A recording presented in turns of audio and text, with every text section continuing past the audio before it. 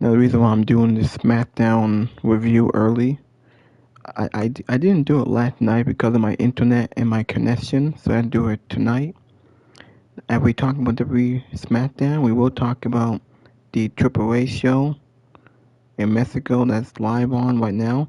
Then we'll talk about WWE NXT Stand and Deliver PLE, which is on right now. I think it was live on now on YouTube. So we will talk about that. Anyway, this is Jacob Cast 2024. We're going to talk about SmackDown. We'll talk about NXT. We'll talk about the AAA show. We'll talk a little about AEW. We'll talk about some news and rumors. Anyway, hit that like button. Leave a comment. Please subscribe to my channel. Let me know in the comment section below if you guys want to see more. Thank you for watching. Thank you for all the support. Enjoy this video. It'll be like an hour and 10 minutes. My video is sponsored by my favorite YouTubers and podcasters like Solomon the Sound Off, JD from New York, and Fight for Pro Wrestling, Anthony Salcedo. Good my work commentary. SmackDown sucked. It was a terrible show. I don't know what was on. I don't know what good was on this show. I mean, we got the return of Pat McAfee. That was the big reveal that they had. So for week, Randy Orton was talking on a cell phone. We were hoping it was going to be whether it's The Rock or Triple H. I actually wanted it to be Ted DiBiase Jr. because he played the big role with Randy and Cody. But it was Pat McAfee. Pat McAfee turned heel. He's helping Randy Orton attack Cody Rhodes. Creative is fucked. They are clueless. They don't know what to do.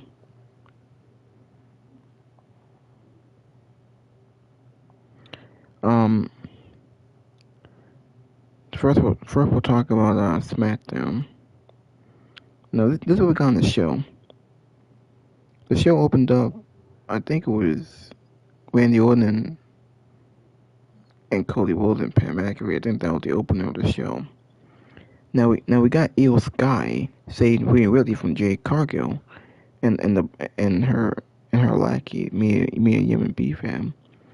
We could see some interference in the Jade and Rhea match at WrestleMania. Oh, and by the way, they did announce all the matches for WrestleMania. I think they announced like 12 matches for both nights of WrestleMania 42. Yeah. I don't know if I want to go over those matches. I think I'll wait until maybe we'll begin to the Go Home show of SmackDown in a couple of weeks. But anyway, let's talk about what happened on SmackDown. Yeah, so Io Sky saved Rhea Ripley from Jade Cargill. We got the full segment with Pat McAfee coming out to help Randy Orton attack Cody Rhodes. Tama Tonga gives Uncle Howdy back the lantern after Uncle Howdy beat Tama Tonga. Now Solo had the lantern, but Tama Tonga took the lantern from Solo, gave it to Uncle Howdy because he beat him fair and square in the ring. Now the tension between Solo and Tama Tonga. Now is the feud going to continue with the YSC and the MFTs? Hopefully not. Who knows? We could see Uncle Howdy at WrestleMania against Solo Sikoa. We just don't know. But Uncle Howdy got the lantern back. Now we did get Trick Williams invite Little Essie to join him. I guess he might be in his corner for WrestleMania. We got Trick Williams go Sami Zayn into a championship match. Now the main event was Sami Zayn versus Carmelo Hayes for the United States Championship. Now this was a good match. Kind of pissed me off, and it kind of upset a lot of people in the IWC. It looked like Carmelo Hayes might be capped off WrestleMania. He's not gonna have a match on WrestleMania. Now we did get Aleister Black versus Matt Cardona. Black punches Cardona's arm. He beat Matt Cardona. Decent match. We had a vignette with Drew McIntyre. He vowed to expose the real Jacob Fatu. I think the best thing on the show was Dan Hudson. Dan Hudson was in the backstage segment. He offered to uncurse The Miz and Kit Wilson. I actually like these segments. They're pretty entertaining with Dan Hudson. Now we did get a match with Charlotte and Alexa versus Bayley and Lyra. Matt and in the DQ cut the Il Cito Fort attacked the baby faces. Nia Jax and Lance Letton attacked Charlotte and Alexa and Bayley and Lyra. They're still setting up this fatal four-way for the Women's Tag Team Championships that no one cares about. I already know that what match am I going to be for the bathroom break. The match is going to suck. Now, we did get Damian Priest and R-Truth. Dan Hudson helped Damian Priest and R-Truth defeat The Miz. I believe it killed Wilson. No, it was someone else, I think. I think it would kill Wilson. We haven't seen Elton Prince because he's still hurt. But Damian Priest and R-Truth, they beat Miz and Kit Wilson with the help of Dan Hudson. And after that, we did get Cody Rhodes. He came out and he hit a crossroads on Kit Wilson. He came out and cut this short promo. He told Pat McAfee, "Kiss my ass." Man, Cody Rhodes got a little bit bruised there, and Cody Rhodes seemed like the annoying babyface. So, anyway, like I said, Sami Zayn and Carmelo Hayes were the main event of the U.S. Championship. Yeah.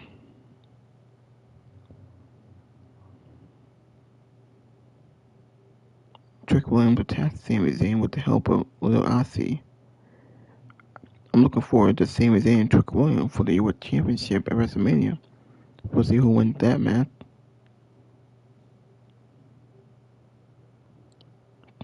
Still in executive backstage 7 with Tiffany Stratton, except to help Chelsea Green, I think. I don't know. As for the NXT Stand and Deliver, Shawn Michaels party with Sassy Reg in this segment. When Sinclair leads a victory over Birthright, and Lola Vice captured the new Women's NXT Championship. The Vandy Partners versus Los Americanos. JC Jane and Lola Vice and Kerry Gray. That was a pretty good triple threat match. So Wuka versus Zaria. Miles Bond versus Johnny Gargano. Yeah, Gargano was on NXT. Blake Monroe versus Tatum Pissy.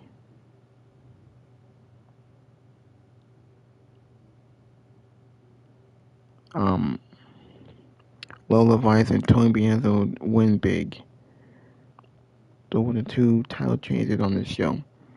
I'm glad that the NXT Stand Deliver it's not on the same week as WrestleMania. It's they watched it early.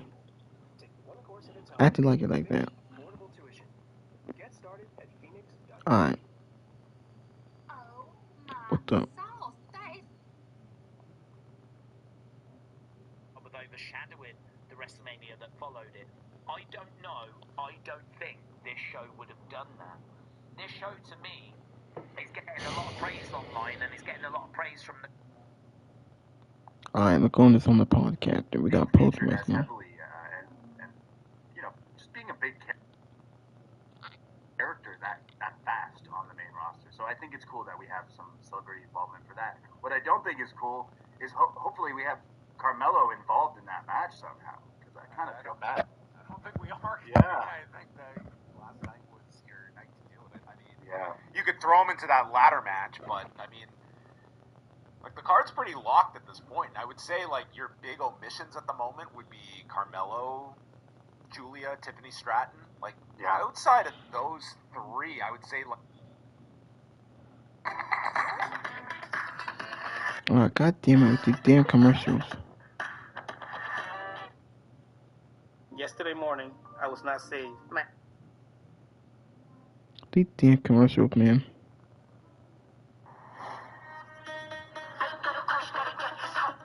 Oh, come on now. Hey, what the?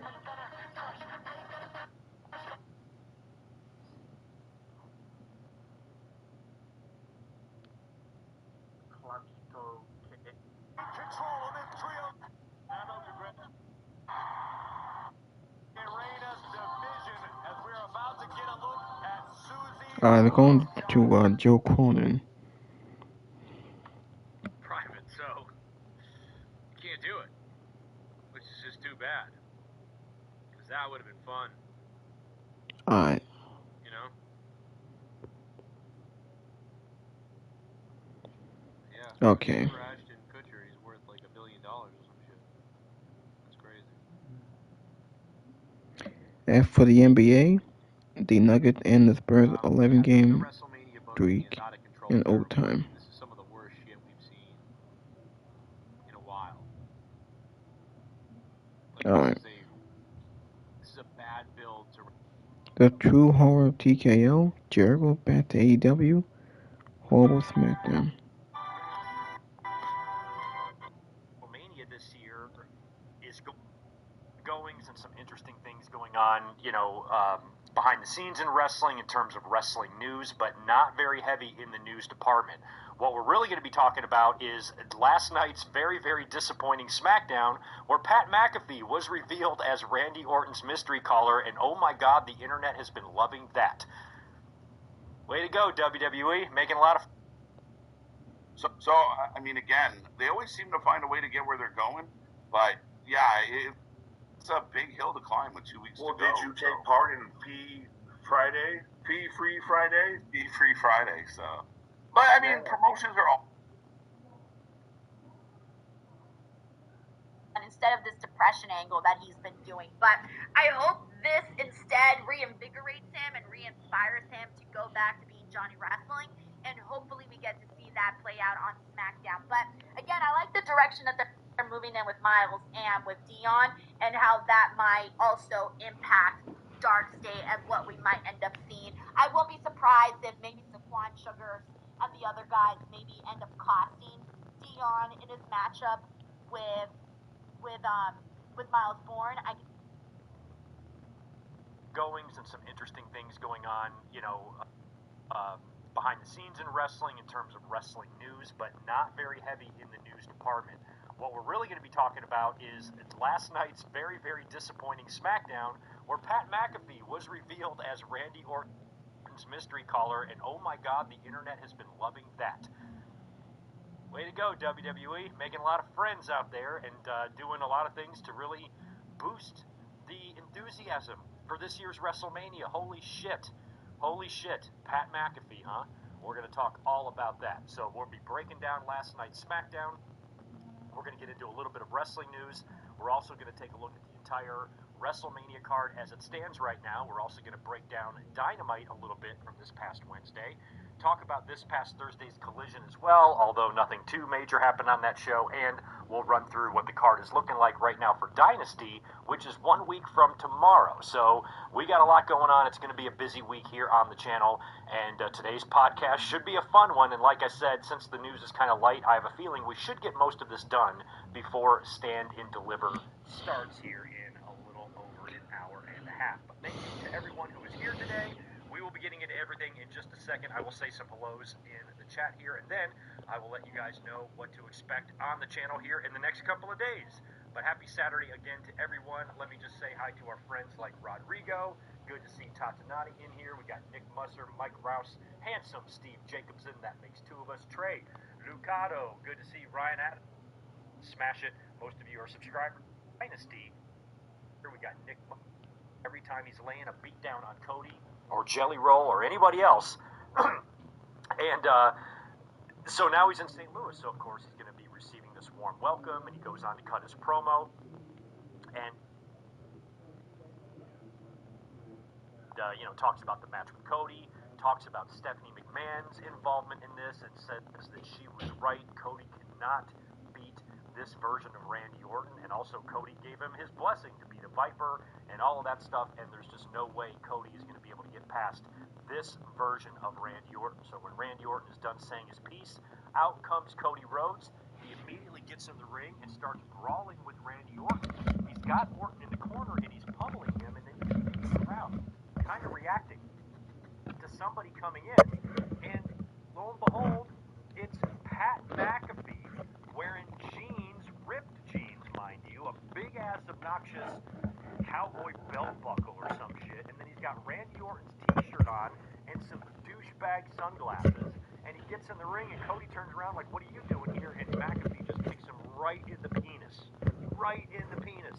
Down goes Cody Rhodes, and Randy Orton then starts pummeling Cody with the chair, and he's kicking his ass while McAfee is talking shit on the mic. So he gets on the mic, and he mentions something that we covered here a few weeks back on the podcast when I think it was on his show, and he was asked when he was going to be going back to WWE, and he kind of said that, you know, he feels like he doesn't have a place in the business right now, and he's probably going to be stepping away from it, and we were all ecstatic about that. Good, we don't really need you around. I don't dislike Pat McAfee at all. I didn't really, mind his involvement too much until he was just a little bit crammed down our throats. A little too much of him on commentary.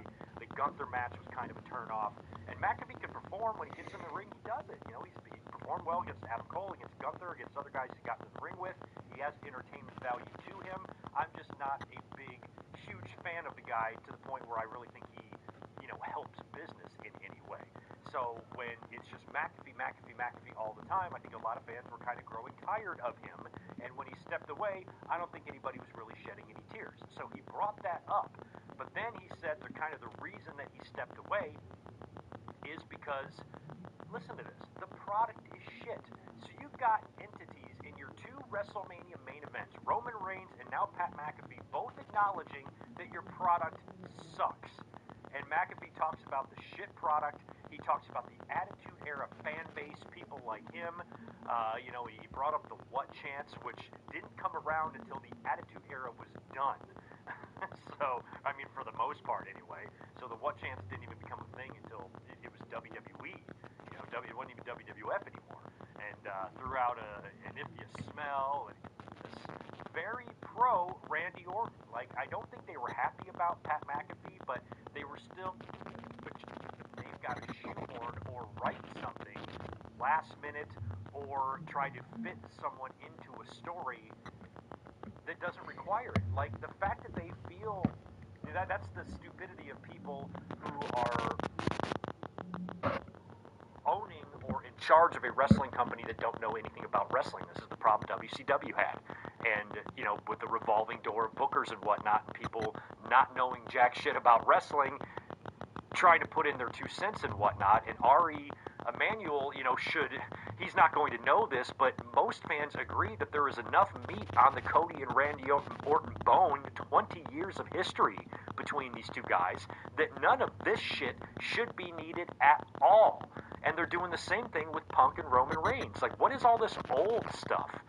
There's some good, juicy dirt and stuff in there, with these guys and the relationship and their history and Punk's absence from the WWE and his time in AEW and Roman's rise to the top. There's so much you could do there in storyline to make that issue between them personal without having to touch anything about either man's age. And now you look over here with Randy Orton and Cody Rhodes, it's a feud, it's a program that should essentially write itself, and yet you're adding all of these elements that are completely unnecessary, and it's because you have people like Ari who don't know the first thing about wrestling. He wanted to make a bunch of changes to Ric Flair and cut his hair and change his name and all this shit. These people don't know what they're doing. They don't know what they're talking about. And it sounds like the only way WWE is going to keep itself safe is to produce good quality TV that produces good numbers. Right now, WWE's ticket sales are still tremendous. That's the thing now. Like, I don't think they're going to be drawing 12,000, 13,000, 10, 12, 13,000 for Raws and Smackdowns for very much longer. Eventually, that is going to taper off.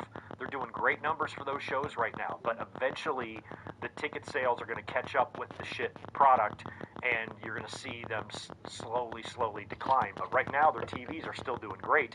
Even though WrestleMania is down, they're only over 40. They're barely at 40,000 for each night.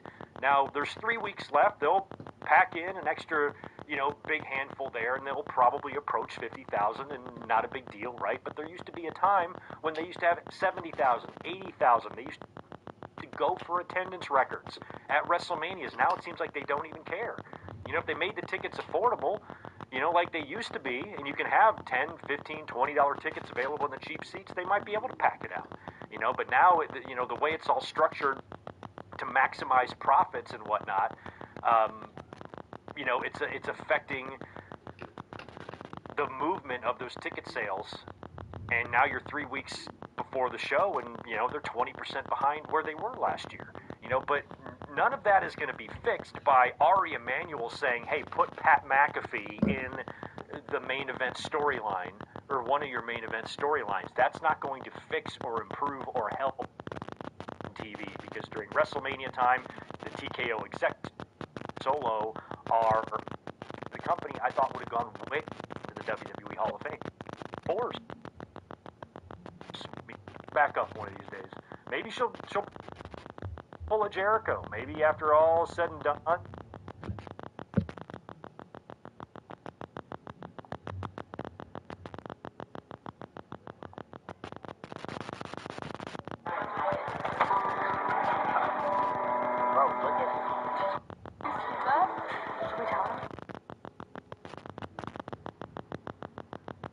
Doesn't change the fact that by bringing in all of these outside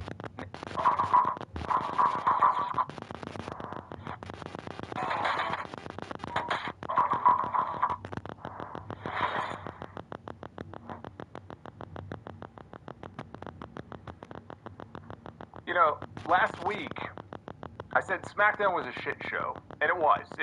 Last week's SmackDown was just fucking horrendous. And it seems to me like as we are only a couple of weeks away from WrestleMania, WWE is intent to try to top themselves each week. How can we make this show exponentially worse with each passing week? We're 2 weeks away from WrestleMania.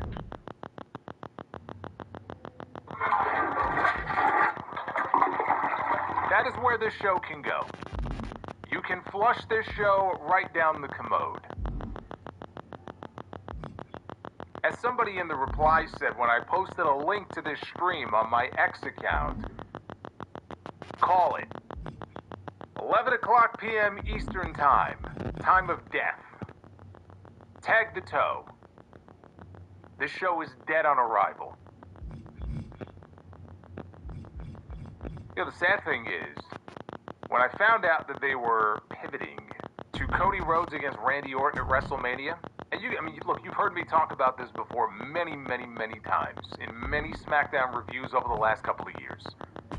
But that is a match that I was actually looking forward to seeing.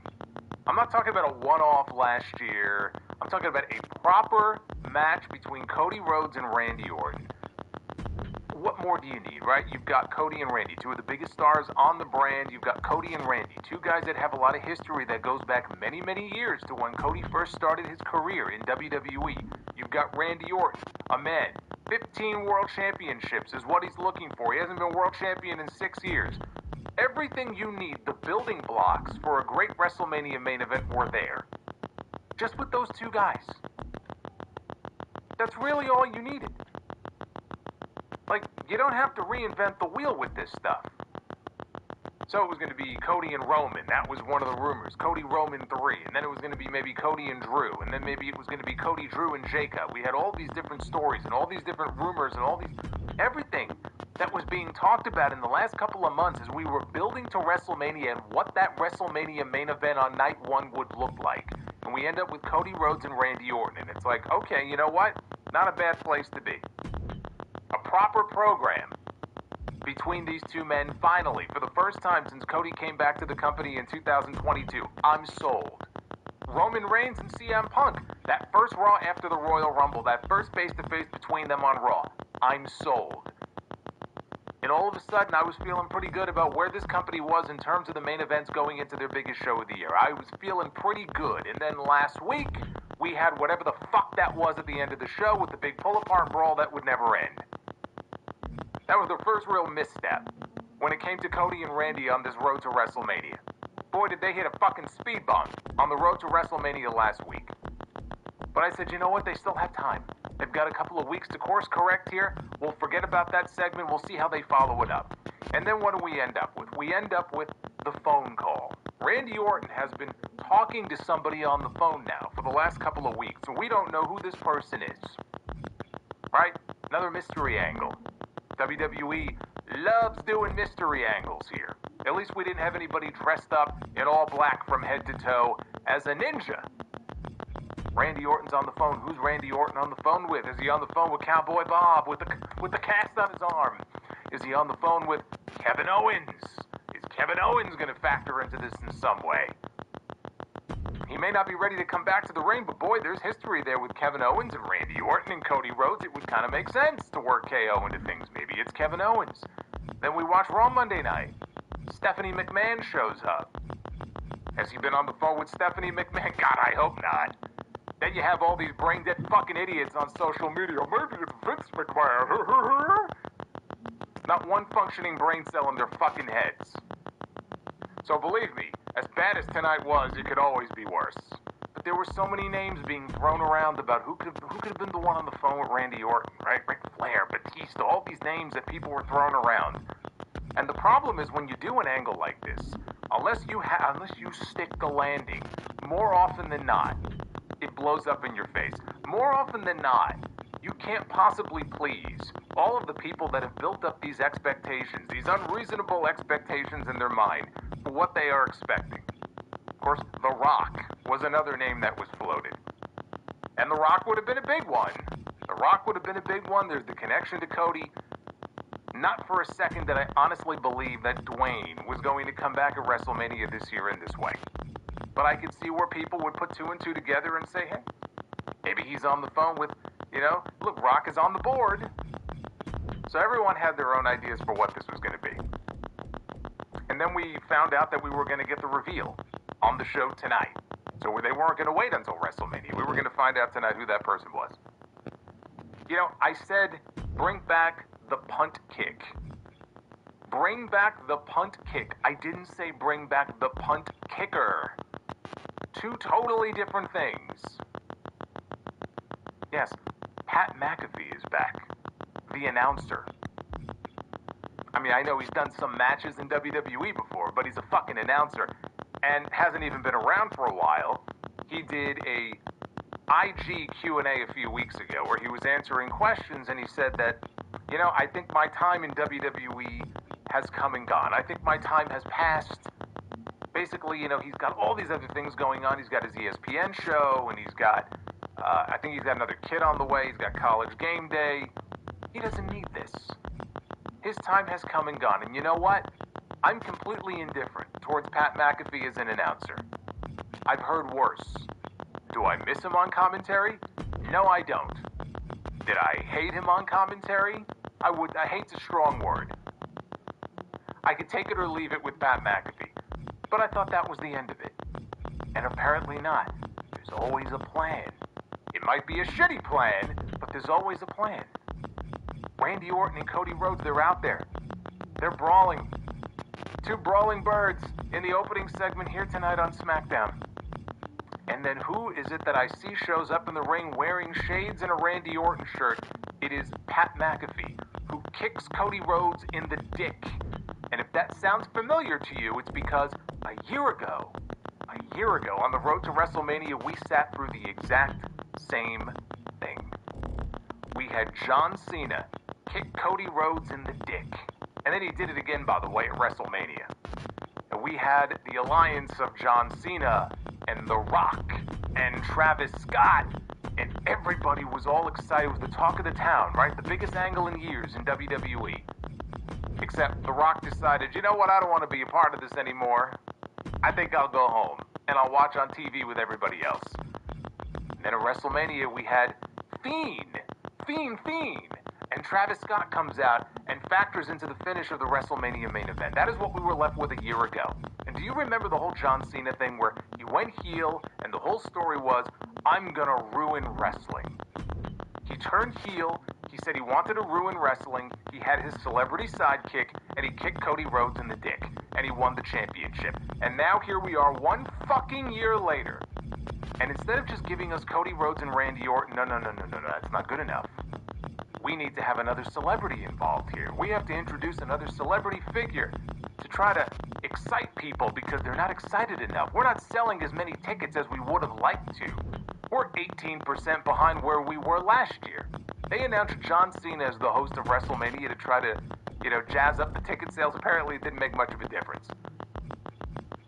They're barely over 40,000 tickets sold for either night, which is not exactly a terrible number, but it's behind where they were last year.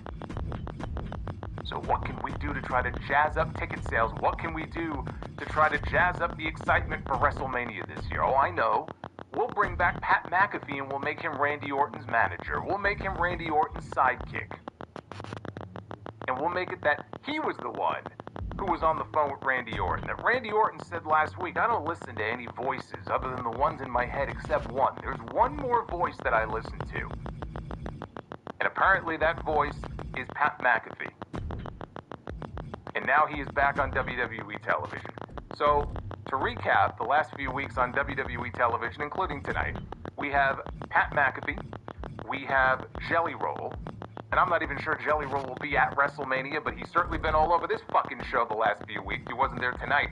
But we have Pat McAfee, we have Jelly Roll, we have I Show Speed, and tonight we had Lil Yachty, who was hanging around with Trick Williams. WWE has become fantasy camp. That's what this company has become. This product has become fantasy camp. You know, they have like baseball fantasy camp. You can pay like $3,000 or whatever the fuck it is, and you can go and you can live out your dreams as a baseball player for 2 or 3 days and hang out with some players. WWE has become fantasy camp for influencers and people, celebrities on social media. If you have a large following on social media, if you are an influencer, if you are a celebrity, if you have a name, you can be on WWE television and do exactly what the WWE superstars do. And they will glom onto you and try to suck you dry of whatever it is that you can do, whatever it is that you can bring to the product, whatever sort of attention that they crave so much, whatever sort of attention you can bring, you can come in and you can be a part of the WWE family. That's what it's become. Now, I know it's WrestleMania season, and there's always celebrities involved in WrestleMania. That's not really the issue. That's fine. That's cool. There have been some very important celebrities that have been involved in WrestleMania history.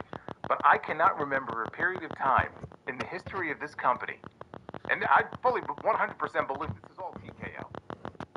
This is all TKO. I cannot remember a period of time where we have had this many celebrities, influencers that are all at the same time. I have celebrity fatigue on this show. There's so many talents that aren't even on the WrestleMania card. Now I know why. Because we have to make room for all the celebrities and all the influencers, and it's not even WrestleMania. We're getting it on television every single week. It didn't really hit me until the show was over tonight. We didn't even have anything related to the United States Championship on the women's side. I mean, there's still a couple of Smackdowns left. I suppose they could still add something, but as things stand, there will be no women's U.S. title match at WrestleMania, which would make it the only championship not being defended on that show, which that would be quite the decision. But they think that by dressing this product up as something that is the hot thing, right? The WWE product is super hot right now, and all the celebrities, they want to be involved, they want to be a part of it. It's the hip, cool, sort of, in thing to do. You can do that. You can dress it up any way you want. It's like putting lipstick on a pig. You can do it, but you cannot change the fact that at the end of the day, this show is dog shit. Dog shit. That is what Smackdown has become. This is not a one-off. This is not, oh, well, they had a bad week. Every fucking week is a bad week. And of all the times to shit the bed, you shit the bed weeks before WrestleMania. Good job. Doesn't change the fact that by bringing in all of these outside names and doing all the shit that they have been doing, it is not making the show better. It is actively making the show worse. It is actively dragging this show down into the dumps. Pat McAfee comes out there, he admits on television, they're turning it into a storyline that the current product is dog shit. He's out there reminiscing about the Attitude Era. What? If you smell! How many other fucking wrestlers could he have imitated tonight? Maybe he could roll his eyes in the back of his head like The Undertaker. Maybe put a fucking sock on his hand like Mankind. Put a mask on like Kane. Make fire shoot out of the ring posts. How about instead of airing Smackdown every week, you just run 3 hours of an Attitude Era marathon? I don't know, the ratings may actually go up. He's out there admitting that the product sucks. And he's talking about what has happened the days of Stone Cold and The Rock and all those fans that made your product what it is today, and you're chasing away, all these fans they've been forgotten about. And he says, this is what he said, he goes, now I have to watch two 5'5" guys do a 45-minute Iron Man match 10 weeks straight for no rhyme or reason. And he's out there talking about how, and he said this on TV, we have WrestleMania coming up, and somehow we're not sold out for WrestleMania. We're not sold out in Las Vegas. This is what he said. He said, I started my degree in 1986. 30 years later, decided to complete my goals. Earning my degree was for... I don't know, trying to gin up ticket sales. Pat McAfee's show is on ESPN. This is the first year that WrestleMania is airing in part on ESPN. I'm sure there's a tie-in there. That's why this is happening. This is not some great creative idea. Oh, we've got this great long-term story that we've come up with. No. It's short-term bullshit that is completely fucking up one of the main stories on this television show. So they had to create this story around, well, we got to get Pat involved somehow. And so this is how we'll do it.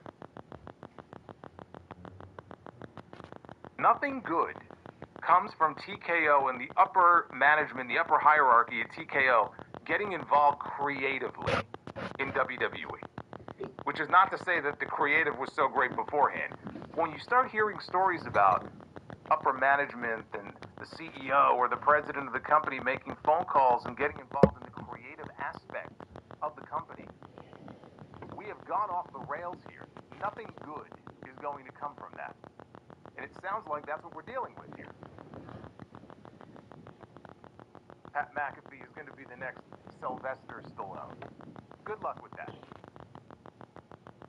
I guess he's trying out his acting chops now on WWE, at least until we get to WrestleMania. So then later on, there was a tweet that was put out by Pat McAfee after he had left the building. He was driving Randy Orton away from the building, and McAfee tweeted a little video.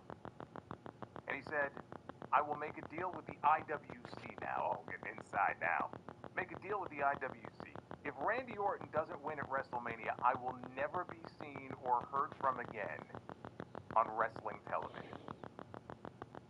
They're that desperate to try to get Cody over as the good guy and get him cheered at WrestleMania that they have Pat McAfee not only involved here, but they have Pat McAfee making a promise here that he will disappear forever. You will never see his face again or hear his voice again on wrestling television if Randy Orton does not walk out of Las Vegas as the WWE champion. I mean, it's very tempting. You got to admit, it is very tempting. Can we get Randy Orton to lay down at WrestleMania? Second year in a row now. I feel like I'm sitting here and it's like deja vu all over again. It's like they don't learn. I mean, I get it if there's pressure put on them, like, look, this is what we have to do. like the Tony Khan thing in AEW with Warner Brothers Discovery. It came from above. Apparently now WWE has their own version of it came from above. So now they have to work within the confines of what they've been given here. But still, it's like these people don't learn. They don't learn or they don't care. This story did not need this. This is completely unnecessary. You have taken what should have been a very basic story that could have worked on its own, and now you've inserted something into it that it did not need.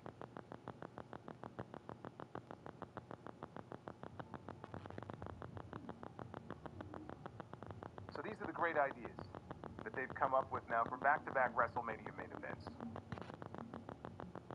I would say these people have lost the plot. I don't think they had it to begin with, so they had nothing to lose. And we'll get more into this here in a second. But also, that wasn't the only thing that happened on this show today. This was just the opening segment, by the way. That wasn't the only thing that happened on this show tonight. Carmelo Hayes. He lost the United States Championship last week to Sami Zayn. This close, 3 weeks away from WrestleMania. This guy's been carrying this show for months on end. These open challenges. He's gotten himself over in a way that he was not. Go back a year ago. Right? He's gotten himself over for these open challenges and title defenses. And he lost the title to Sami Zayn. Now, they have had a story that has been building now for a few months with Sami Zayn and Trick Williams. And it seemed like that was probably going to be the direction for WrestleMania. To be this close to Mania and have Hayes lose the championship would seem to mean that he's not going to be on the WrestleMania card. So I said last week, I sure hope the way they did that finish last week, because Trick Williams got involved. He's the one who blasted Carmelo Hayes in the face. I sure hope that this week, Carmelo Hayes, the first thing he does is he pays a visit to Nick Aldis, and he gets added to that match, and they make a triple threat match at WrestleMania, because even in storyline, he has every reason, every right to want to be in that match at WrestleMania, and you turn it into a three-way. Because for him to not be on that show would be a disgrace. So, what did they do? Well, they did have Carmelo Hayes come out and plead his case, as he should. And we had a main event tonight of Sami Zayn in a rematch with Carmelo Hayes for the United States Championship. What did they do? Sami Zayn pinned Carmelo Hayes. Clean. 1, 2, 3 in the middle of the ring. And so it appears, now there's still time left, but what are they going to do? He lost clean tonight. He's lost 2 weeks in a row now. Last week we had interference. This week we had no interference. Trick Williams was sitting right there at ringside. You're a seasoned off-roader or getting your vehicle trail ready. Harbor Freight has rugged off-road equipment for every need, from winches to off-road jacks, flights, and accessories. Quality tools and equipment built to perform at unbeatable prices. Whatever you need, we've got it. Whatever you do it for less. Harbor Freight, your off-road destination.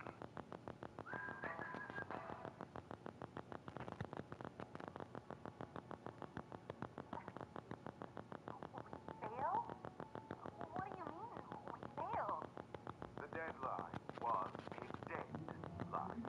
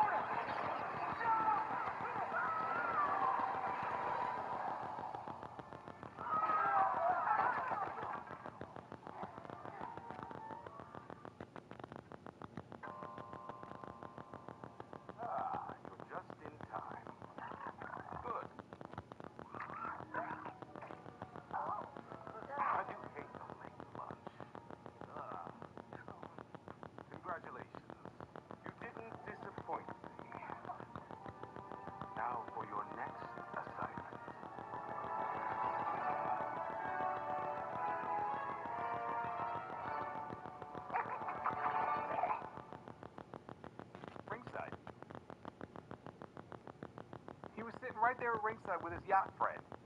Didn't lift a muscle, didn't get involved, didn't do anything. Sami Zayn pinned him. That's it. It's over. And so it'll be Sami Zayn and Trick Williams at WrestleMania, and it appears that Carmelo Hayes is shit out of luck. And it looks like he will not be involved in the United States Championship match at WrestleMania. Good job. Good job. The Wyatts, the MFTs, the saga continues. Good news, bad news. The good news is Uncle Howdy got the lantern back. That's the good news.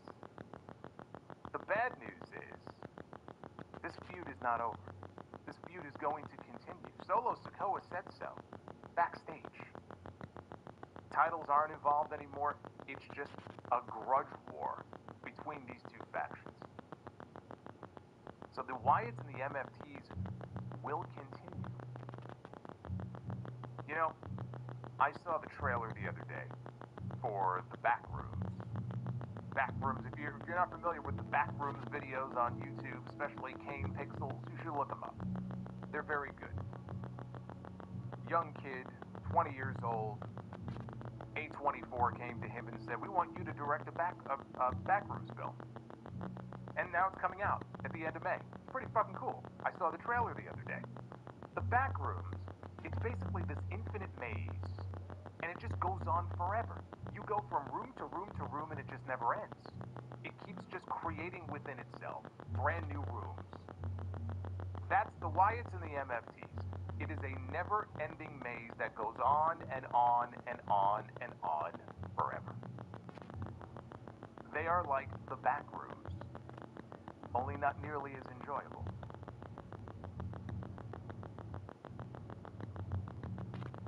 And also, I should mention that Danhausen put a curse on the referee tonight during the Tag Team Championship match. And the curse prevented the referee from counting the 3 to give the tag team titles to The Miz and Kit Wilson. So Damian Priest and R-Truth are still the tag team champions.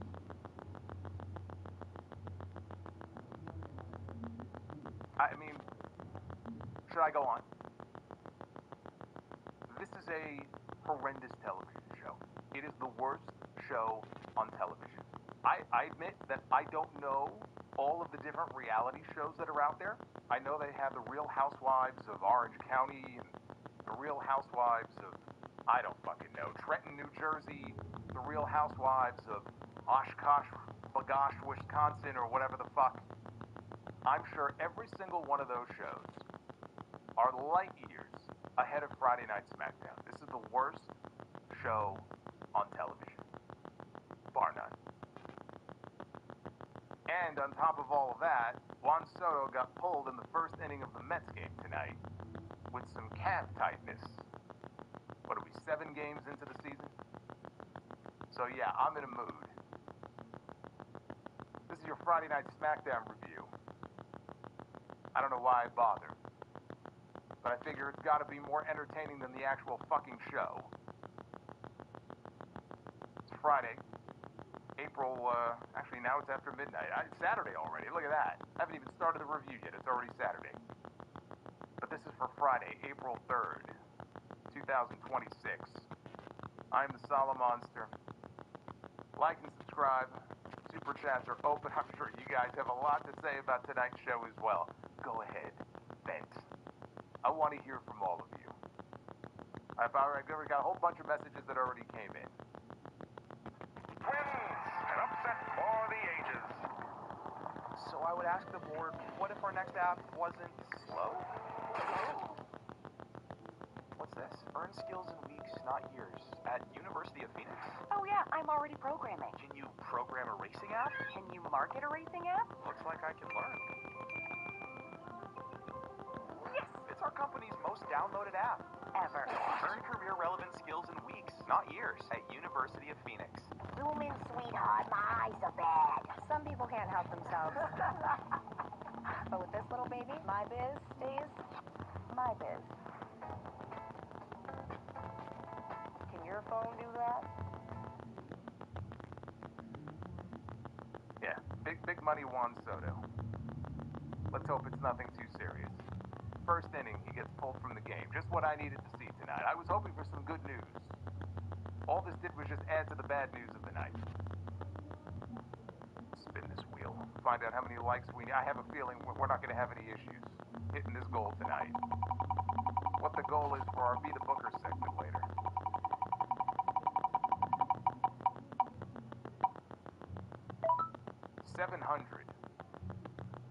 $700 likes is what we need for tonight. We're currently at 430 already. Should not be an issue. What do we need, 300 more? Less than 300? Have at it. Have at it. Let's get into this show here. Because we opened with, of course, the best part of the entire thing. We had Randy Orton coming out here in St. Louis. Thunderous ovation, as you would expect. These people are not going to boo Randy Orton. I don't care what, it doesn't matter what you do. Randy Orton could set fire to the St. Louis Arch and it could burn to the ground and they would chant one more time. So he comes down to the ring and he says, so, St. Louis, Missouri, what do you want to talk about? Said it's no secret, this is his hometown. He still calls St. Louis home. And the next time they see him in this arena, he is going to have that 15th World Championship around his waist. But he's not doing this for each and every single one of the fans in the building. Said he's doing this for himself. Now that's a line that was meant to elicit boos from the crowd. The crowd did not boo. In fact, I heard some cheers. Because they ain't gonna boo. They ain't gonna boo Randy Orton. Said he's doing this for his family. And his real home, which is not St. Louis. Said it's the 6 people. He pointed to the 6 people in the front row, which were what they showed his wife and his kids, including his daughter. I forgot his daughter's name from his first marriage. She's tall. She was towering over all the other kids. So he's pointing to his family in the front row. He goes, that's what it's all about. Hell of a heel promo here. Said Cody Rhodes is leaving WrestleMania 42 empty-handed. And fans all cheered. Cody gave him his blessing. Said he gave him the green light. It's not personal between them. Cody said that he could be the Viper. Cody said that he can still listen to the voices. And he saw the voices are talking to Cody, too. He saw him on Raw with Stephanie McMahon, and she wasn't lying to him when she said that Cody could not beat him because Cody is not a killer. So that brought out Cody Rhodes to boos from the St. Louis crowd. And Cody wasn't smiling. He pulled his jacket off. He got in the ring, and they started brawling right off. And with each punch, now, by the way, I will point out, it is funny to me when we watch Raw on Monday night, and they showed later on the full recap of what happened with Brock Lesnar and Obafemi on Monday. And you have all of these officials and security guards that are sent out to try to get between them. Triple H himself has to get into the ring to get in between them because he doesn't want them to touch before WrestleMania. That match is so important to him at WrestleMania, he cannot risk losing it. But evidently he doesn't feel the same way about his main event because nobody came out to separate these two men. So they're in the ring and they're fighting, and with every punch and every stomp and every kick that Cody is giving him, these fans are booing him. And all of a sudden in the ring, there's a person in the ring. It's Pat McAfee. He's got shades on, and he's wearing a Randy Orton shirt. And Cody turns around, and he gets kicked in the dick, which is going to continue to happen. And so, like people before him, like AJ Styles and like Brock Lesnar, not Kyrie, because she doesn't have a dick, as far as I know. I can't verify that, but Cody Rhodes will never learn because you would think he would wear some support down there at this point. He'd have a cup on, but apparently not. So he got kicked in the dick and down goes Cody Rhodes. And now Pat McAfee spoke. Randy Orton had a chair, and he was attacking Cody with the chair. And McAfee, he dissed the St. Louis sports teams for some cheap heat. Said that, also I should point out Nick Aldis is coming out now, finally. Nick Aldis is out there with producers and everything. They don't get in the ring, though. They stay outside the ring. I guess they're very afraid of Randy Orton and his chair. So they stay outside the ring. And McAfee continues, he says, a month ago he was asked about returning to WWE. And he said he felt the business had passed him by. he thought the current product was absolute shit. Well, he's not wrong about that. Pat McAfee and I can agree on one thing. Randy called him up and said the business has gone in a direction that he didn't like. And so now he brings up the Attitude Era, and he's doing a Stone Cold what chant impression, okay, and he can get the fuck off my TV for that alone. What? Then he's impersonating The Rock, he's doing The Rock's catchphrase. And he says all those fans that had launched WWE had been forgotten. WWE had forgotten about all the fans that made them who and what they are.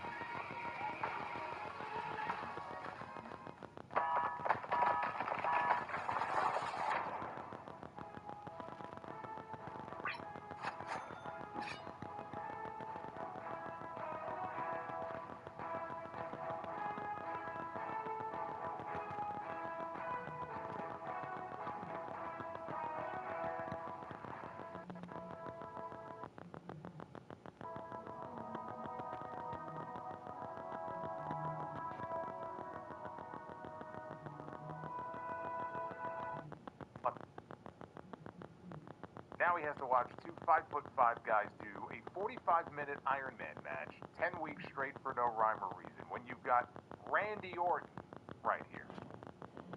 He brings up WWE Unreal. And he says you've got guys in a circle jerk backstage at Gorilla when you've got Randy Orton right here. He said WrestleMania tickets are still available. When you've got Randy Orton right here, and again, that's a hell of a thing to bring up when you've got Randy Orton advertised for your WrestleMania main event. And apparently you still can't sell out WrestleMania. I don't know why they thought that was something that should be brought up here in this context. I thought that was kind of silly. He said, oh, we weren't even done yet. Because then McAfee pointed out that they were coming off their worst rated episode of Smackdown of all time, with a puppet for a champion representing everything that those fans hate. And as Randy continued to attack Cody, Pat informed him that he's the one who has been on the phone with Randy Orton. So all the people who maybe are thinking, well, this can't possibly be it. Right, there's got to be some gold at the end of that rainbow there, right? Pat McAfee, this is a decoy. He's not really the guy who's been on the phone with Randy Orton. Oh, yes. Oh, yes, he is. And you can try to cope and rationalize it any way you want to. But they revealed that it was Pat McAfee, of all people, after all these weeks, that was on the phone with Randy Orton. Don't try to excuse it away by saying, well, there's got to be something better. There's nothing better. We always do this. Well, there's got to be some end game here. There's got to be something really good planned. There's nothing. They have nothing. What you saw tonight is what they thought was the best way to go, or at least TKO did. And they had to figure out a way, okay, how can we make this make sense? So they constructed a story around this to try to make it make sense. There is no gold at the end of the rainbow. The only thing at the end of the rainbow is a pile of shit. Sorry to break the news. So he said, Pat's been on the phone with him telling him to go kill everything, including Smackdown apparently. Not just for his 15th world title, but because the business that Cody is leading is terrible, and Randy Orton is going to save the fucking business. So that was the promo. But then backstage after the break, Orton and McAfee were walking. McAfee was saying mission accomplished. And he said, they're here to save the business. And they got in his SUV, Orton got in the passenger seat, and McAfee drove off. There are some people, I'm sure, I get the sense that the vast majority of people who are watching this, or that are on my timeline, are also not too happy with this segment. They're very nonplussed, okay, let's just say that, about the big reveal of what they're doing here. But you also have people who probably are going to go, well, I kind of liked it. I like Pat McAfee, or this is really exciting. right? Oh my God, look at this. He's kind of shooting a little bit. He's making a lot of really valid points about the WWE product right now. Whatever else is going on in their warped brains. And they're talking about this stuff, and you're not realizing that, again, by him bringing up all of this stuff and how shit the product is, and they can't sell out WrestleMania, worst rated episode of Smackdown in forever the other week, all of this stuff. And again, he's invoking the Attitude Era as this, just romanticizing the Attitude Era as this great era with all these big name stars and, you know, all these fans that became WWE fans because of the Attitude Era. And basically insinuating that we need to get a return back to that. We have to restore things back to our former glory. Like, it's all bullshit. Like, what do you think the end result of this is going to be? You're going to chat everybody up and get their hopes up and talk about how great things were and we can bring that back? No, you can't. Like, what is the end goal here? What is this going to lead to that's going to be some sort of great renaissance for SmackDown, especially if it really was something that was forced upon them? You know, you have your marching orders. Pat McAfee's got to come back. Find a way to get him back on the show. Oh, well, okay. I guess we have to get through this somehow. Got to turn John Cena heel in his final year, a few weeks before WrestleMania. Let's try to figure it out. And by the way, The Rock went home. Never learned. Never learned. Some people will find this exciting. Some people will think, oh man, this is really going to spice things up here on the road to WrestleMania. Yeah.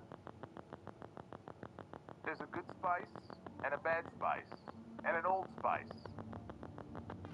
This is not a good spice. The fans went back and forth in this opening segment between cheering the guy who was supposed to be booing and also other moments where it felt like they didn't really know how they were supposed to react. And they were kind of indifferent to some of the things that were being said. But they are betting and hoping that this will put more heat on Randy Orton going into WrestleMania. It won't. And again, my biggest issue with this, besides the lackluster, lame fucking reveal, don't give me this bullshit about, oh, what a great reveal. Okay, fuck off. You gotta learn to call shit when it's shit. I mean, come on. Seriously. I know there were some people out there, and this goes for you know, all companies, not just WWE. They will cling to every little positive grain that they possibly can, no matter how shit something is. They will try to find the good in it, when sometimes you gotta call it out for what it is.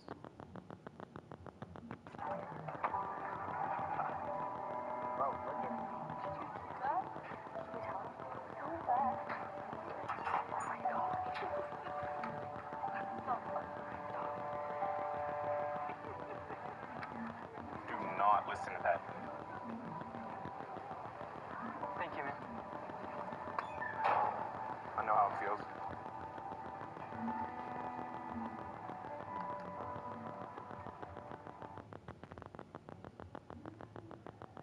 This was a terrible reveal. And as I said before, it is something that was completely unnecessary. It was just like a self-inflicted wound. But I could see in Ari Emanuel's head two things. Number one, he represents this guy. So the more you can get him on television, and you've got this big event coming up that's going to be broadcasting on ESPN, we have synergies and we have tie-ins here. Okay, that's one aspect of it. And the other aspect of it also is, you know, when it comes to this, they're looking at it from, I guess, the ESPN perspective and figuring that this might actually help draw in some lapsed fans. I don't see how that's possible, because all of the people that were watching the product back then when it was really exciting and you had all of these larger-than-life characters or whatever it was that motivated you to really watch wrestling and be a fan of the product back then, that's not what WWE is today. If you took a lapsed fan from that era of WWF, WCW, which by the way, even the idea of that is just, it's so laughable. Like, we're talking about an era of 30 years ago. Those people are long gone. Like, they're not coming back. Like, we gotta stop talking about this. Like, they're done. If they're not watching anymore or they quit, 20, 25 years ago, like, they're not coming back. But if those people were to tune into WWE now, and I say this as somebody who was watching wrestling then, and I watch wrestling today, like, they're gonna take one look at like half the shit on this show, and they're gonna be like, why did you tell me to watch this? This is fucking garbage. Like, this isn't wrestling. What is this? There's no Laps fan that's gonna come back and watch this shit. Not one. I'm sorry. Not a single one. But I guess they figure, well, we can try to at least get Pat McAfee over as somebody big. Right? Gotta do me a solid, guys. Get him on the show. And meanwhile, we have to sit here and we're going to be subjected to this. And then what happens when we get to WrestleMania and we get out of WrestleMania? Then what? Same thing with Cena with the heel turn. Then what? They got their big viral moment last year at Elimination Chamber. Tonight was not the Elimination Chamber, but tonight was like, again, that big viral moment. And they'll spread it around on social media. This company, it's all about viral moments. It's sickening. It's absolutely nauseating. That is what WWE has turned into. Nothing else matters. Characters don't matter. Stories don't matter. Shows don't matter. It's all about viral moments, and it's all about aura and aura farming and like long entrances and posing and stalling and not saying anything and looking around and trying to kill for time because we got 3 hours to kill every single fucking week. It's like, it's nauseating.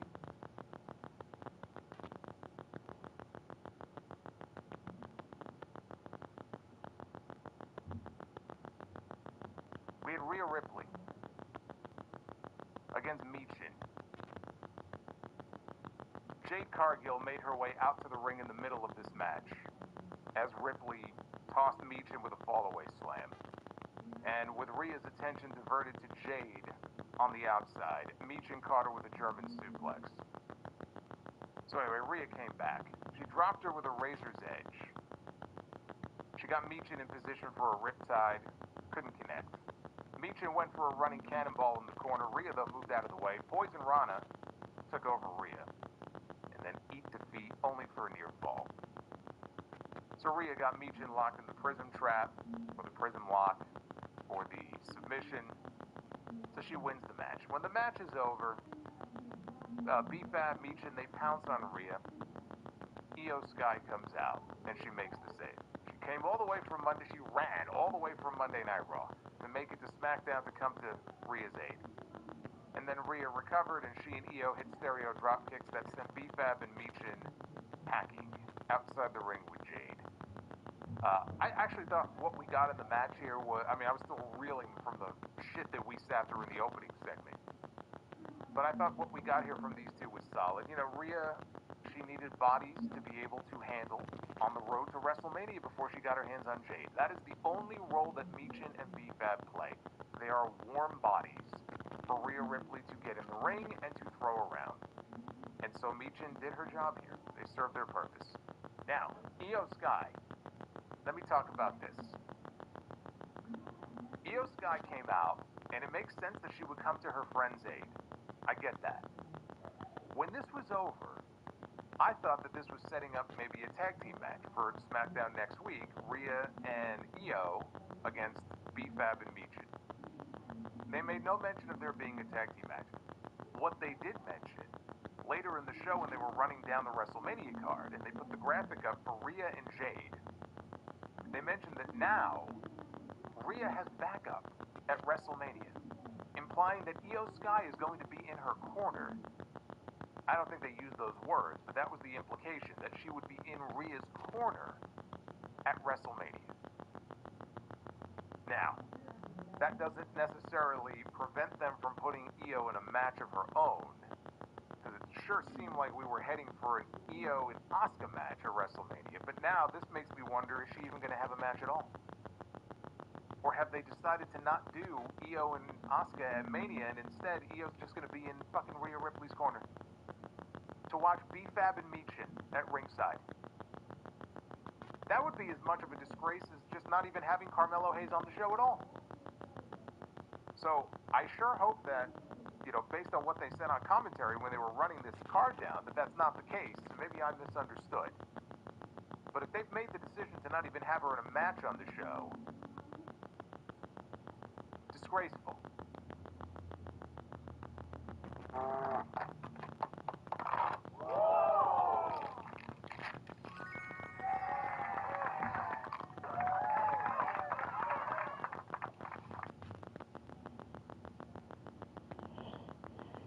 Backstage, Aleister Black and Selena, they approached Matt Cardona.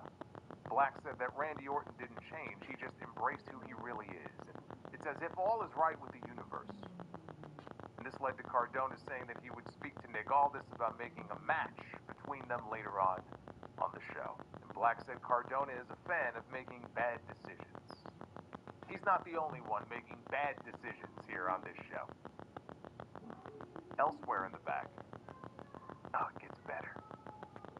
Solo Sikoa is standing there with his lantern. He sleeps with this thing. He probably showers with it. He takes it everywhere he goes with him. When he goes to the gym, when he goes to the bank to make a withdrawal, when he goes to the supermarket, he's in Trader Joe's, right? He's got his wagon. He's got all of his bread and flour and bullshit. He's got that lantern right there with him. So he's got the lantern. And he said Uncle Howdy challenged him to fight for the lantern. Said that he wasn't going to let the lantern out of his sight after what happened with the tag team titles. So he needed one of his men to step up. Tama Tonga spoke up, and he said, "Why are we fighting for the lantern?" Good question. Smart guy, that Tama Tonga. "Why are we fighting for the lantern?" he said. He said, "It's been nothing but problems for us." So Solo suggested that Tama then be the one to fight Howdy for the lantern. And Tama told him, "I will, but I'm going to go out there alone." And Solo said, "You better not mess this up." Too late. The fact that we're still sitting here talking about this storyline, you've already messed up. But that led into Tama Tonga against Uncle Howdy. And this was about as exciting as you would expect, which is to say, not at all, because I am done with the Wyatts against the MFTs. It's been months of this. I was done a long time ago with this, and yet here we are. So, Tama got caught with the mandible claw as Solo Sikoa made his way out with the lantern midway through the match, even though Tama Tonga told him, "I don't want you out there. I want to go out there by myself. I don't want help." So he tried to hit Howdy with it, and the referee stopped him. So Tama looks outside at Solo Sikoa, and now they're arguing. And he's explaining to Solo Sikoa, like, "I don't need you." But then, as soon as he turned around, he walked into Sister Abigail, and Uncle Howdy picked up the win. Now, after the match was over, Solo and Tama, they bickered, and then they had their hands on the lantern. And Tama pulled the lantern away from Solo. He walked over to, like, where the apron was, and he set the lantern down on the mat, over by the ropes. And Solo Sikoa is looking down like, "What are you doing?" Uncle Howdy is outside the ring, and Uncle Howdy just reaches over and grabs the lantern. And the fans let out a little cheer. I'd like to think they let out a little cheer because they thought, "Oh my God, this is finally over." And a single tear streamed down Solomonster's eye as he watched this. Although, it was not lost on me how fucking lame and anticlimactic an ending this was for him getting the lantern back. He just reached over and just like, "Alright, I'm just going to take this and I'm just going to leave." So, Uncle Howdy has regained possession here of the lantern. And I wasn't buying it, okay? Because I have PTSD when it comes to this feud. And I'm looking around like, oh my God, one of them, it's going to be JC Mateo, it's going to be Tongaloa, probably not Tongaloa, he'll probably trip and fall and break his fucking skull open, but somebody from the MFTs is going to sneak up from behind and take the lantern. Tala Tonga is going to come out and boot him in the fucking face and take the lantern back. Thankfully, that didn't happen. And so Uncle Howdy actually left with the lantern. I was like, man, this bullshit seems like it's finally over. I'm impressed. But we were not done yet. Because later on in the show, in the back, the MFTs are together. And Solo Sikoa is grilling Tama Tonga on giving the lantern back to the Wyatts. Why would you do that? Tama told him, "I did it so that we can focus on taking over Smackdown. All the titles." And Solo said, "We would finish the Wyatts off first." So if you thought that we were done with this feud, think again. The feud continues. Hence the back rooms analogy that I used before. Actually, you know what? I can't even say that the MFTs and the Wyatts are the back rooms. Smackdown itself is like the back rooms. Once you get trapped in there, you ain't coming out. You're just going to go from room to room, and you're stuck until you die. That is Smackdown. And so, the first hour of Smackdown was over. Another wretched hour of television on a Friday night. This was the first hour of the show. I want you to think back to everything I've just reviewed. Was there anything good in there? That was the first hour. So in the back, a disheveled Miz is walking with Kit Wilson. He looked like me at the end of the first hour of SmackDown. And he's complaining about the Danhausen curse. Kit Wilson is. Miz still does not believe in the curse. So they come upon R-Truth. And Truth says the new Judgment Day is full. Because again, he doesn't recognize anybody. He mistakes people for somebody else. Miz says that Truth hasn't earned anything or hasn't learned anything. I half pay attention to these backstage segments here when it comes to this shit because who the fuck cares? Especially after the first hour that we had on this show, I felt like I had a concussion. I could barely keep track of what was going on. All I can tell you is that R-Truth mistook something that Miz said as a challenge, and he said, fine, we'll have a challenge tonight for the tag team titles. And he went off to go make the match official, and Kit Wilson is like, wait, did we just get a tag team title match tonight? Okay. So yes, we had a tag team title match made for later on in the show. Whatever. We had the new United States champion, Sami Zayn. He met with Nick Aldis backstage and asked him if he understood correctly that I had some new pyro that was queued up for me tonight. And Aldis told him, yes indeed, you have some pyro waiting for you out there, champ. And before Sami could actually make his way out, we hear Trick Williams' music. He beat him to the punch. And Trick Williams made his way to the ring, accompanied by Lil Yachty. More celebrities. Sweetheart, my eyes are bad. Some people can't help themselves.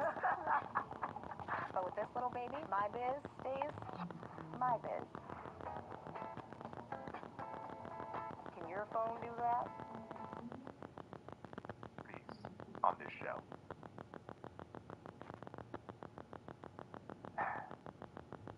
Like I said, WWE has used celebrities throughout their entire existence, okay, going back to Muhammad Ali, when Gorilla Monsoon gave him a freaking airplane spin. There's a time and a place for it, and when you have one really good one, that's fine. If you have one that makes sense, that's fine.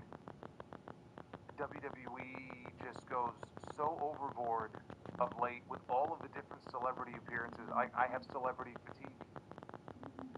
I have celebrity fatigue on these shows. I don't want to see any of these people. I don't want to see any of these people. There's too many of them. They're like little moles that keep popping up, and you like whack-a-mole. You whack one, another one pops up. Trick was here to celebrate his first WrestleMania match, but he couldn't help but notice with all the stars coming out like Pat McAfee and Jelly Roll that it was only right that he brought his pal Lil Yachty. So he said they go way back. He said he wasn't going to take no lip off no gingerbread man, referring to our United States champion, Sami Zayn, who is a ginger, and so therefore gingerbread man. And he asked for Sami's pyro, which they then shot off as he posed on the ropes. So not only did Sami get beat to the punch in terms of making an entrance here, but Trick Williams stole all of his pyro. He's definitely not the fan favorite here in this segment. I will tell you, the fans were into Trick. Sami, not so much. But Sami Zayn came out to mild boos. Said that Trick was getting a little ahead of himself. At WrestleMania, Williams was going to go up against one of the best to ever do it, and there's going to be 50,000 seats filled up. No, there won't be. They may say that there are 50,000 seats filled up, but they're not going to be filled up. They're barely over 40,000 right now. Says all the fur coats and wrappers won't help save Trick from Sami. At WrestleMania, he will be humbled. So Trick pointed out the only reason Sammy was even the champion right now was because of him. That brought out him, the former United States champion Carmelo Hayes. He says he just can't sit back and watch all of this. He brings up the history that he has with Trick. He promised him a receipt. As far as Sammy goes, the way that he won the belt doesn't sit right with him. And he doesn't think it sits right with any of these people in this building, and they agree.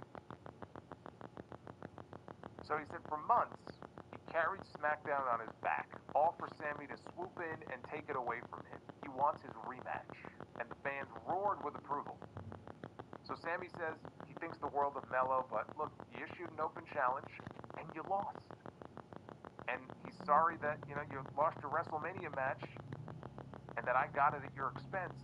But if you want a rematch, it's going to have to wait until we're on the other side of WrestleMania.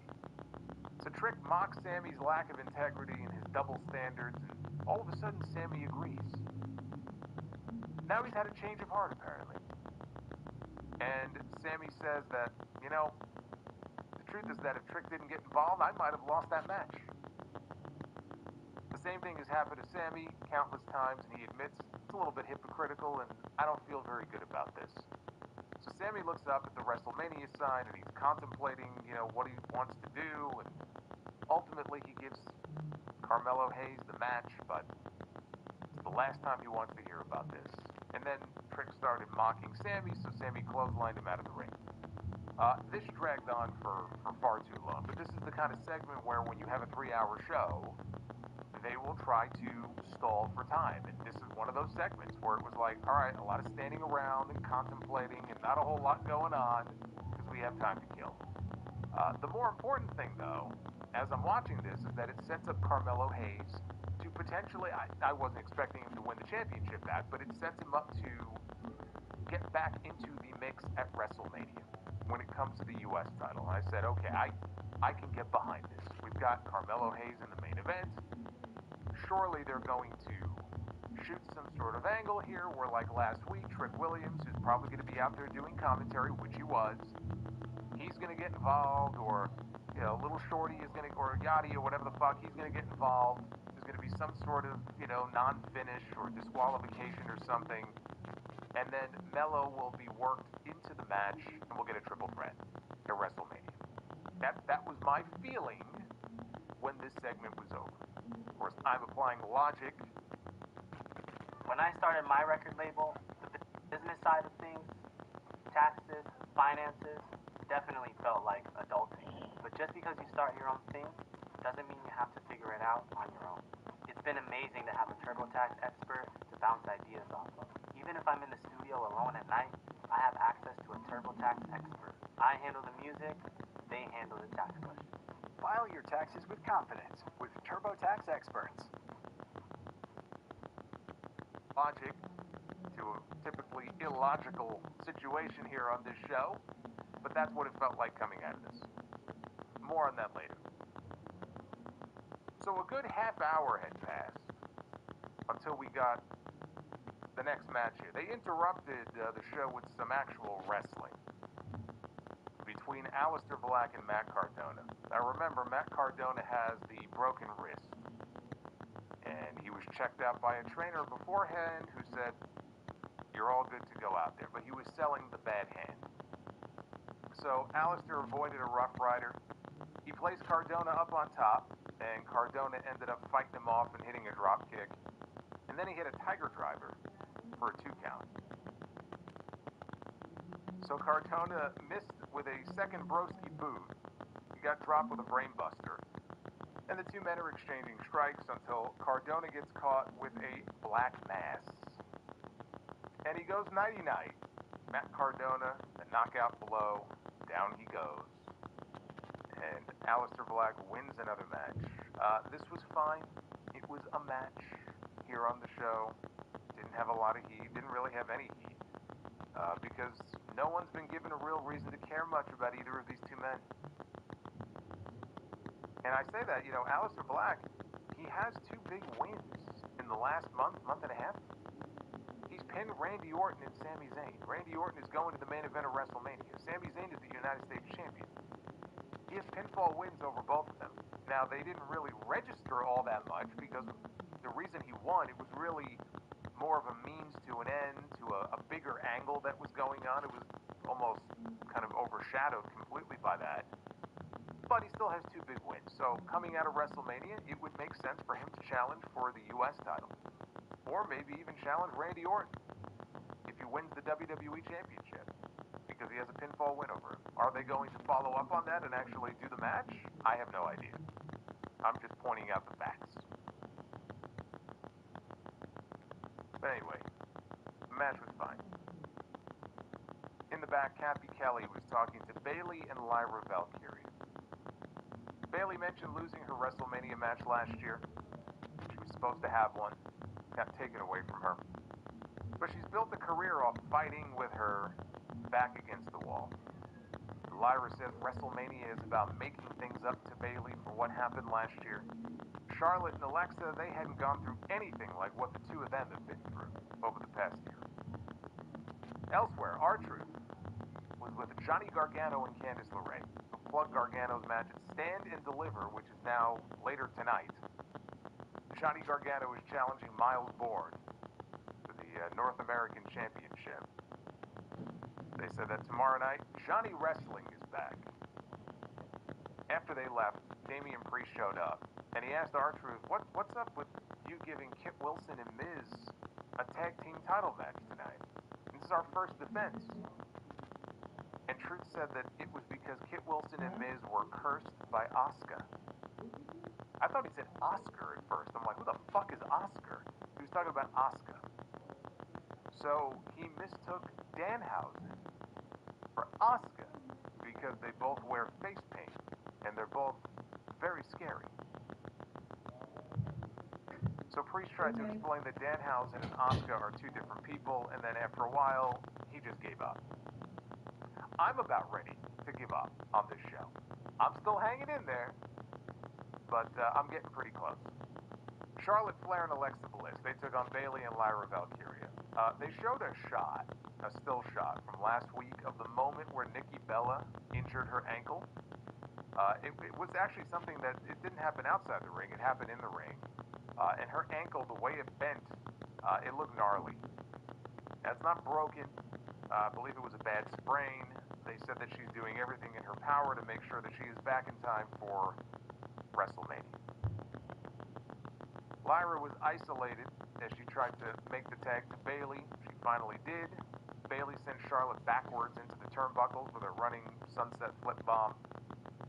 So Bayley and Charlotte, they end up on top, and Lyra gave her the assist. That allowed Charlotte to get shoved off. Bayley with the big diving elbow drop, not enough to secure the win. So Valkyria tagged in. She went up top, and they had a double team Samoan drop blockbuster combo for a near fall. Lyra again went up top. She went for a dive. Charlotte caught her though, ended up locking her in the figure 8. Bayley was able to break that up. So then Alexa Bliss tagged into the match, and things broke down, all 4 women going back and forth, and finally Bliss and Flair, they hit stereo natural selections.